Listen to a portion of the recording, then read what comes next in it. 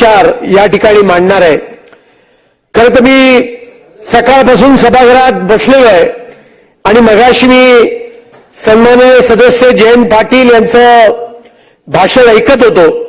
मी त्यांना मनापासून धन्यवाद देईन की त्यांनी राज्यघटनेच्या संदर्भात आपल्या भाषणामध्ये काही गोष्टींचा उल्लेख केला आणि घटना बदलणं या संदर्भातलं काही वक्तव्य त्यांनी केलं। योगायोगाने म्हणा काही म्हणा, या देशामध्ये हुकुमशाही प्रवृत्तीने आणीबाणी आणली, त्याला 50 वर्ष परवाच 25 जूनला पूर्ण झाली। ज्यांनी या देशामध्ये आणीबाणी आणली, या देशाच्या घटनेची पूर्णपणे मोडतोड केली, आणीबाणी आणली याचा अर्थ काय केला तर एका रात्रीमध्ये या देशातल्या लाखो लोकांना कोणत्याही चौकशीशिवाय, कोणत्याही एफआयआर शिवाय 19 महिने तुरुंगात ठेवण्याचं काम स्वर्गीय इंदिरा गांधीजींनी आणीबाणी आणून या देशात केलं। या 19 महिन्याच्या कालखंडात कुठलाही नियम कायदा पाळणं तर सोडाच, राज्यघटनेची मोडतोड केली।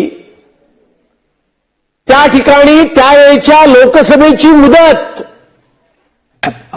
एक्झिक्युटिव्ह ऑर्डरने 5 वर्षाच्या ऐवजी 6 वर्ष केली। भारतरत्न डॉक्टर बाबासाहेब आंबेडकरांनी जी घटना आपल्याला दिली, साहेब कुठे नाव आहे, ज्या घटनेमधून या सर्व गोष्टी निर्माण झाल्या, आपलं सभागृह, लोकसभा असेल, विधानसभा असेल, या भारतीय घटनेतून निर्माण झाल्या, त्या लोकसभेची मुदत सुद्धा वाढवण्याचं काम त्यावेळी आणीबाणीच्या कालखंडात केलं आणि ही राज्यघटना बदलून हुकुमशाहीकडे नेणाऱ्या राज्यघटनेचा ड्राफ्ट त्या ठिकाणी बनवण्याचं काम त्यावेळेच्या काँग्रेसच्या सरकारने केलं आणि ती लोक आज राज्यघटनेच्या न होणाऱ्या मोडतोडीविषयी बोलतायत। हे मगरमच्छचे अश्रू आहेत, बाकी अन्य काही नाही आहे। अध्यक्ष